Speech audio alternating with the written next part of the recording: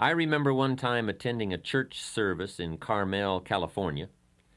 The sermon that Sunday morning was excellent, so I opened my journal and started taking notes. But out of the 400 people in attendance that day, guess how many of the others were taking notes? Not one. So there I was taking notes in my journal from this sermon, and pretty soon the people around me were starting to give me strange looks. Out of the corner of my eye, I could see them nudging one another and whispering. I felt like some kind of spy. I could almost hear them saying, "He's going to get out of here with some of this stuff." And sure enough, I did. I got the stuff. So what I'm suggesting is that you get in there and get out with some of the stuff. Let other people sit there thinking they can remember it all. Let other people treat opportunity casually, but not you. I would ask you to treat it seriously. Let other people wonder at the end of their lives where it all went wrong, but not you. Let other people play while you work, fool around while you study, soak up the sun while you soak up ideas. 10 years from now, they'll still be trying to figure out how to pay the bills, or wondering why their marriage isn't working out, or why they don't seem to be getting ahead professionally, but not you. Life always rewards the serious students for their labors. So, since we all know that it's nearly impossible for most of us to remember the exact phrasing of an inspiring line, or the specific details of a business conference over an extended period of time, we've got to get serious about capturing it now. Generally, if we wait until the end of the day to describe events and happenings and conversations in our journals, the specific details have already escaped us. At best, we are left with scattered fragments, and it's hard to build an exciting future from mere bits and pieces of the past and present. So I would encourage you to get it all down as it comes your way. Financial ideas, personal development ideas, time management ideas, family ideas, business ideas. Everything you have the good fortune to come across. If an idea is worth listening to, worth reading, worth remembering, then it is also worth capturing in your journal. And there are many reasons for making the effort to capture good ideas, not the least of which is the fact that the simple act of writing something on paper helps to etch the idea more firmly in our conscious minds. To hear it, or see it, or read it is one thing. To take the time and make the mental effort to capture it with paper and pen is so much more. Second, every idea has its time and place. As Victor Hugo once wrote, there is one thing stronger than all the armies in the world, and that is an idea whose time has come. Perhaps the ideas you capture today will not have any specific meaning or purpose in your life at this moment, but ultimately at some future point in time when you march into battle, the armory of ideas you have carefully and conscientiously assembled over the years will serve you well. Here's another interesting phenomenon about ideas. As we collect a variety of thoughts on any given theme or subject, there is a tendency for these individual ideas to come together and form themselves into a whole new idea. Much as the single flakes of snow, when gathered together, can be formed into snowballs and snowballs into snowmen. Or perhaps a more graphic example would be that of the igloo, which is, after all, a dwelling built entirely of tiny snowflakes, which have been compressed by their weight and frozen together over a period of time, such that whole blocks of them may be cut out to build a structure. The successful human being is one who has learned to diversify his interests and gather knowledge from a variety of sources. Gather enough good ideas in one area of life, and you will form a solid block. Gather enough solid blocks together, and you can construct a whole new life. But be aware of one thing. The mental storage bank of good ideas is very much like the bottom drawer of our desks or the extra drawer in the kitchen that holds a collection of valuable items gathered over the years, none of which can ever be found when we go to look for them again because of the chaotic manner in which they were stored. We pour information into our mental computers much like we dump old letters and store coupons into the extra drawer, helter-skelter, and hence irretrievable. One of the first things we attend to when setting up a new business is the development of a filing system for records so that we can easily locate information whenever needed. When we move into a new home, we carefully pack all of our possessions in clearly labeled boxes so that we can find something again in a hurry if needed.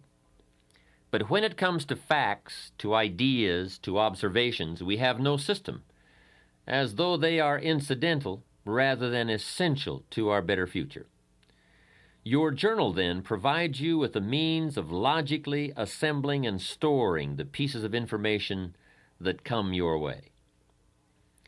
Now, there are many ways to assemble the data in your journal for easy reference. For example, you might find it helpful to keep an index at the back of each volume so that you merely list the highlights of your entries so that your index might read like this: Financial Ideas, pages 5, 53, 96, and 104. Or, Ideas for Increasing Company Efficiency, pages 46, 82, and 111. At one time, I used to keep 3 journals, one for personal observations, one for business notations, and a third for creative ideas for a book I was writing. Of course, it didn't take me long to discard that system. Carrying 3 journals around the world is no easy task. Then I tried using 3 colors of ink in the same journal, so that at a glance I could focus on any one of the 3 areas. While it was certainly easier carrying 3 pens than 3 journals, it was still somewhat of a cumbersome system. When the ideas are flowing fast and furious, you don't always have the time to search for a red, a green, or a blue pen. The method I finally settled on was setting aside certain sections of my journal for specific uses. For example, at the back of my journals, I have a separate section for recording my goals, for listing interesting quotes, and for thoughts on new speech material. Perhaps you may want to set aside part of your journal for specific ongoing projects or interests that you feel might warrant a section of their own. Choose one of these methods or devise a new one, but make sure you set up some kind of system. Remember, failure more often than not is attributable to lack of information about how to succeed. Each of us has the capacity to seek out the information we require to achieve our goals. Unfortunately, we do not all have the discipline required to gather the data systematically so that the raw material is easily accessible and ready to be put into practical use the moment opportunity presents itself. How sad it would be if opportunity came knocking on your door, but you had to keep him waiting while you rummaged through drawers and files for the key. Undoubtedly, by the time most people have finally located the key, opportunity has long since become impatient and gone on to knock on the door of someone else. Next, by taking the time to capture and assemble information in our journals, we now have the added benefit of being able to review these ideas whenever we wish.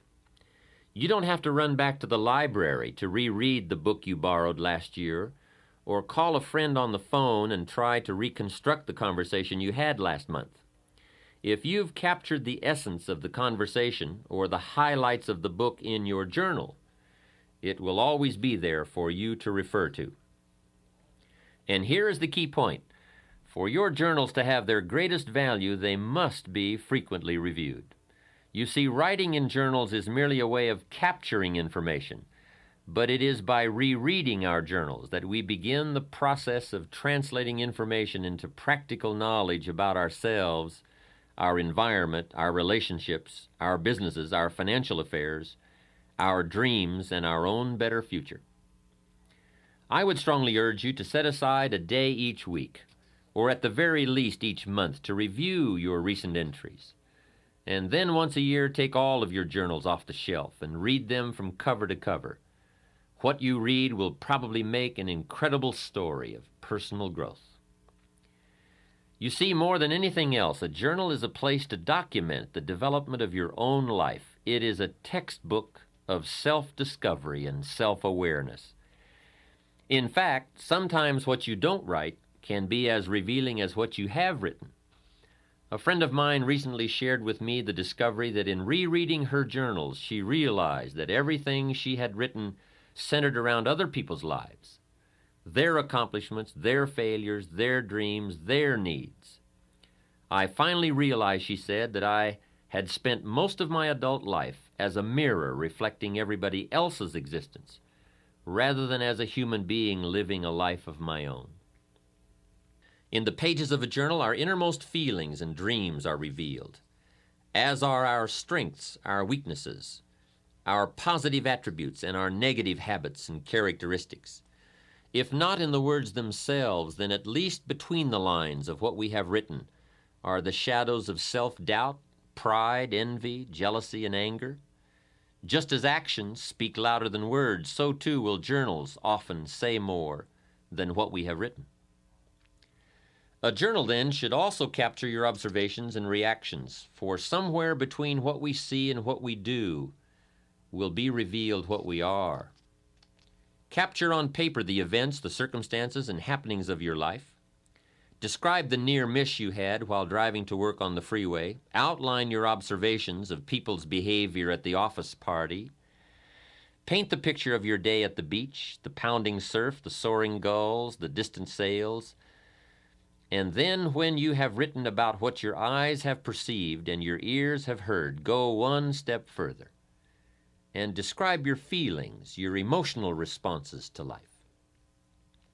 Describe your feelings when you learned that John got the promotion that you felt was rightfully yours, or when you learned that Sally is getting married next month to your ex-husband. Describe it all.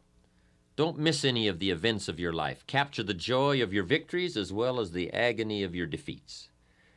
And remember, it doesn't have to be a monumental occurrence to be worth capturing. Truly, most human lives consist of and evolve around minor happenings. So even a minor event and your response to it can have a major impact on how your life turns out. You see, part of the human experience, perhaps the most important part, lies in learning to translate these events which occur outside of us into words and emotions within our inner worlds. The better we become at describing what goes on around us, the better we will be able to understand some of the conflicts and turmoils which take place within us. Cause and effect always go hand in hand. Trying to understand or deal with the effects without a clear picture of the cause is a rather hopeless situation to be in. Remember that all human emotions are effects which can be traced back to particular events or causes. A better understanding of events will always give us a clearer picture of the effects we may be experiencing. Also, on the subject of events and feelings, you will find as you begin to open up and really tell it like it is, that your journal becomes an excellent, empathetic friend, one who will listen to all you have to say about your joys, your pain, your fears, or your concerns. And I would strongly urge you to get these emotions out of your head and onto the page. For powerful negative emotions are diminished by writing, and powerful positive emotions become explosive. You see, writing about your fear reduces its strength, and capturing your excitement magnifies its power. And feel free to say it all. These are your private collections, your personal recollections. They are not going to be read aloud at the next staff meeting, used in court against you, or published in the New York Times. Write freely. Don't let anything inhibit your flow of your thoughts. Write in half sentences. Break all the rules of grammar and punctuation if you choose. Draw pictures, make diagrams. Anything goes. Neatness doesn't count, and neither does spelling. This is one place where you should feel free to say it all and say it as you wish. By the way, if you feel uncomfortable abandoning the rules of your 8th grade English teacher, then this too should tell you something about yourself. Hey, you are even free to do the worst thing of all. Use somebody else's words. Glue in newspaper articles, cartoons, quotes, whatever you wish. No one is going to give you an F for plagiarism in your journal.